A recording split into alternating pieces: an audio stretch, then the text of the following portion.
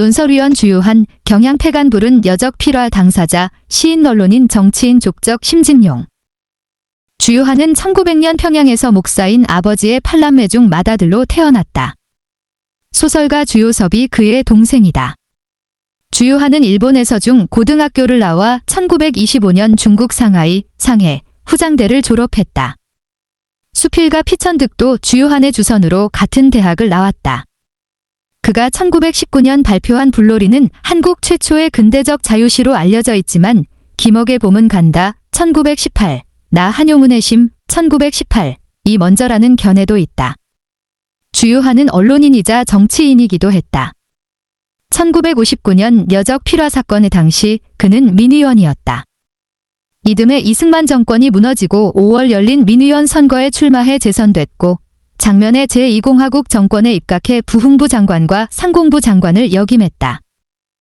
여적 필화 사건 당시 여적을 쓴 주요한은 경찰이 여적 필자를 찾기 위해 경향신문 편집국을 압수수색한 후 며칠 뒤 국회기자실에 나타나 자신이 여적 칼럼을 썼다고 밝혔다. 경향신문 자료사진. 주요한은 장면의 최측근 중 한 사람이었다. 그는 장면을 회고하는 글에서 1952년 여름 서울 환도 후 나는 경향신문 논설위원으로 일 보고 있었는데 그 당시 야인인 장 박사, 장면은 역시 경향신문사 고문이란 이름으로 신문사의 방 하나를 차지하고 있었기 때문에 가끔 만나 뵙게 되고 때로는 주필인 이관구 씨와 나를 같이 점심 먹자고 하여 삼화빌딩 뒤채 2층에서 밥을 먹으면서 정치담을 나눈 일도 있었다고 썼다. 주요한이 민주당 소속으로 민의원이 되고 장면이 부통령에 당선되던 무렵부터는 장 박사로부터 가끔 무슨 성명서 등의 초안을 부탁받아 써보낸 일이 있었다. 그런 부탁은 언제나 경향신문 논설위원실로 전해왔던 것이다 라면서 자신이 장면의 부통령 개인 성명을 도맡아 썼다고 밝히기도 했다. 경향신문 폐간의 도화선이 된 1959년 2월 4일자 주요한의 저적 칼럼. 경향신문 자료사진. 주요한은 한국 근현대사에 적잖은 흔적을 남겼다. 그러나 이것만으로 주요한의 정체성을 온전히 설명할 수는 없다. 일제강점기 그는 대표적인 친일 지식인이었다. 주요한의 창시명은 마스무라 고이치, 송촌괭일, 다 이름에 해당하는 괭일, 은 전 세계를 하나의 집으로 만든다는 뜻으로 일본 서기제에서 유래하는 말이다. 20세기 초부터는 일본 군국주의의 슬로건처럼 쓰였고 태평양 전쟁 때는 아시아 침략을 정당화하는 용도로 사용됐다. 1941년 주요한은 삼천리 잡지에 팔괭이로라는 시를 쓰기도 했다.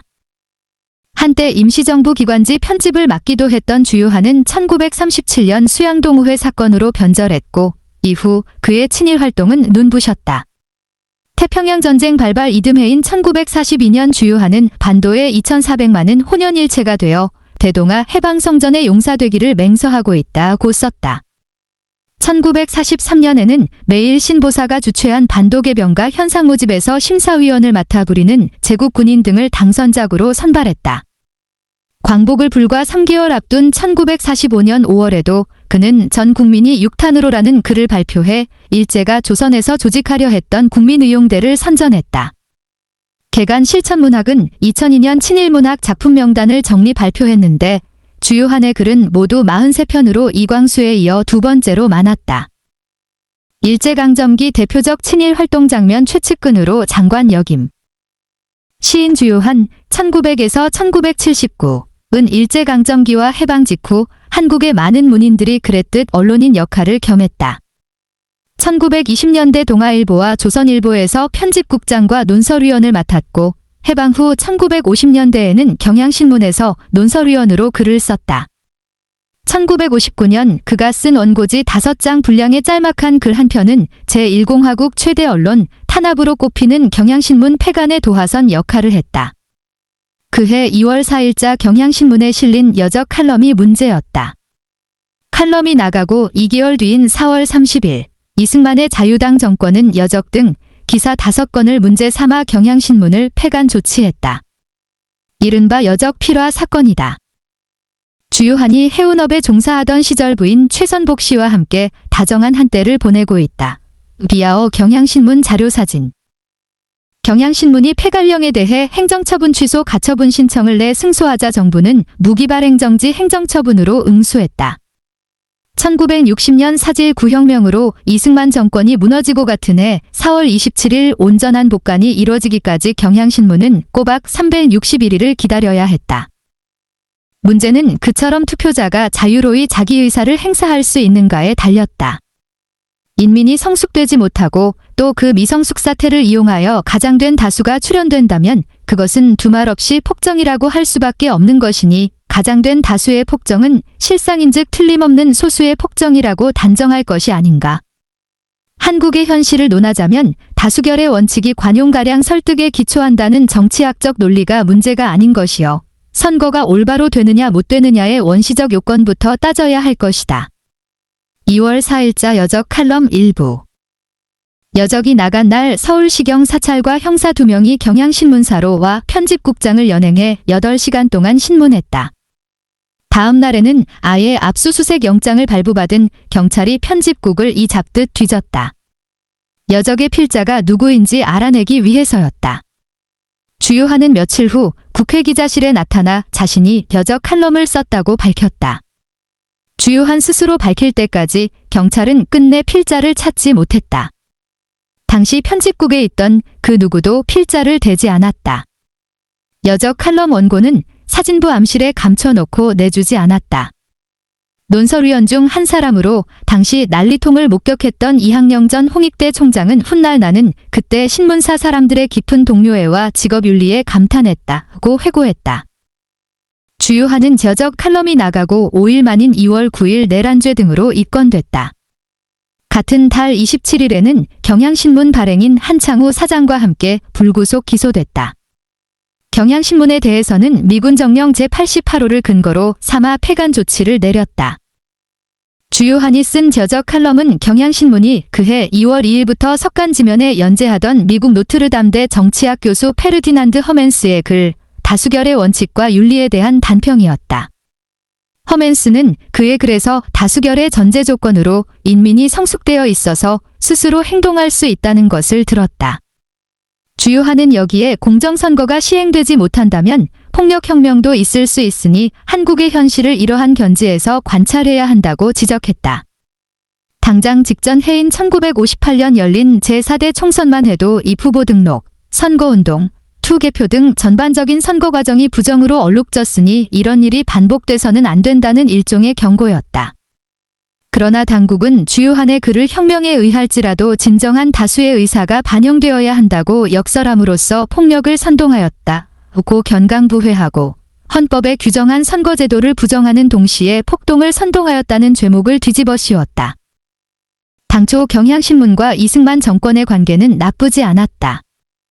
해방 전국에서 신탁 통치 문제가 떠올랐을 때 경향신문은 우익진영 신문들처럼 적극적인 반탁 노선을 취했다. 유엔 총회에서 유엔 감시 아래 남북한 총선거가 결의됐을 때도 이를 적극 지지한다는 논설을 썼다. 그러나 한국전쟁이 터지면서 경향신문과 이승만 정권의 밀월 관계는 파탄났다. 1958년 이 사보안법 파동 때도 경향신문은 이승만 정권을 비판했다. 경향신문이 정권의 눈엣가시로 떠오른 셈이었다.